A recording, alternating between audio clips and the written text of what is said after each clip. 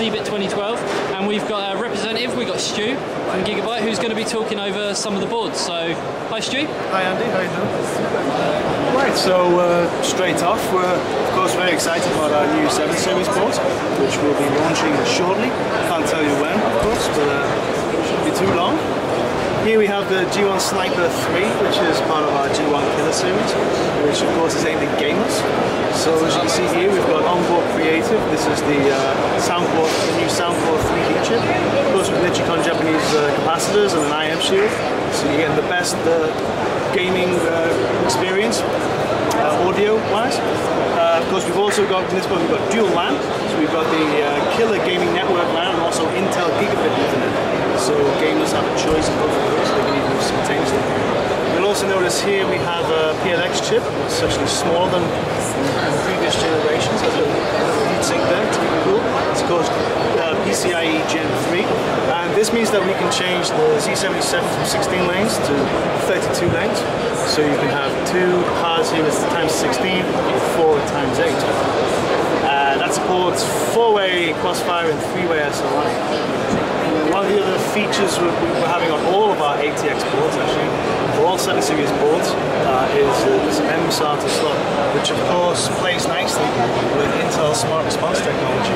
So it's like this caching. It will also support the new Intel Rapid Start and Smart Connect technology, also with non-passive there as well. One thing I have noticed on this board is you've taken a different design sort of look and got rid of what we've seen on other boards like guns and bullets and things like that.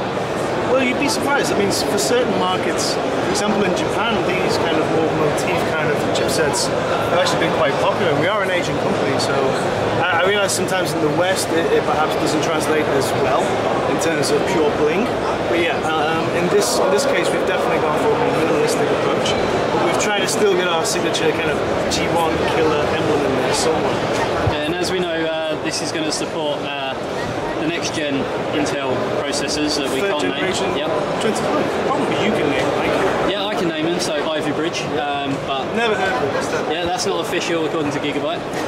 Well, I would prefer to say 22nm 3rd generation Intel Core processors.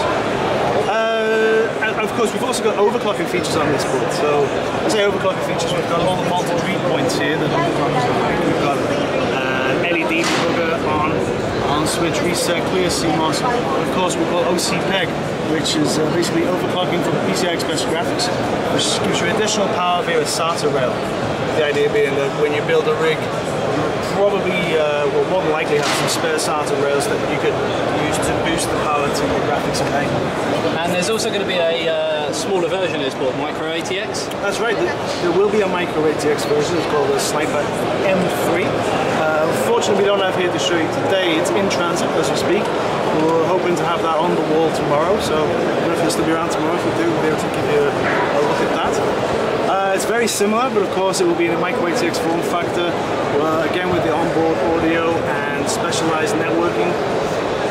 And the cool thing, we think there's a market for that because a lot of gamers want a more portable, smaller rig to go on a smaller chassis that they can take to their friend's house for a LAN party as well. And then we've got some other similar boards from Z77. Yeah, these, I guess these three here, we've got the UD5H, UD3H, D3H. You'll notice that these all have, as I mentioned earlier, they all have the M-SATA connectors. These top 3 SKUs all have the overclocking features that I just mentioned as well. Okay. What's also interesting, I guess, certain models will be bundled with a Wi-Fi module, which is a very small ×1 PCI Express card, which contains a dual band N-grade Wi-Fi and also Bluetooth 4.0. It's the only thing that's kind of on the market. We think that our customers will be quite excited about that. Okay, and we've also got some X79 boards over here, because obviously that's still very current.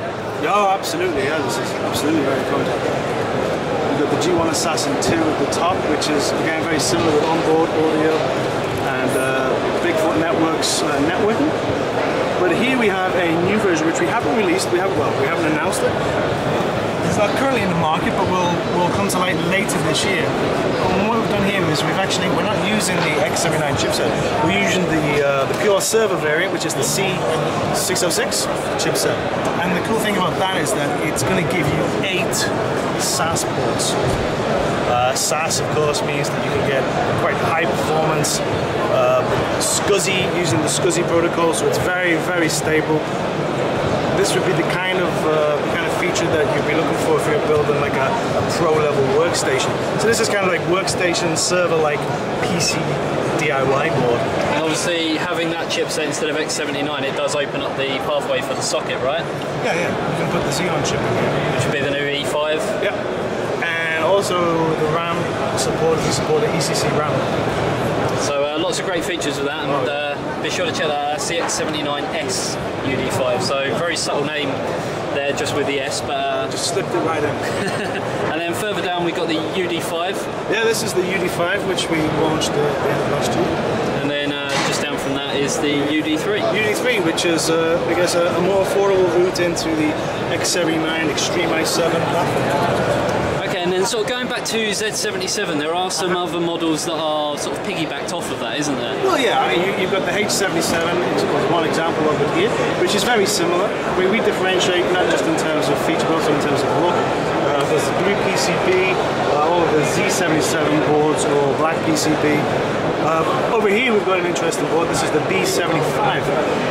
The B stands for business, basically, and what Intel offers with this chipset is a collection of utilities in one complete software package that are aimed directly at small business users.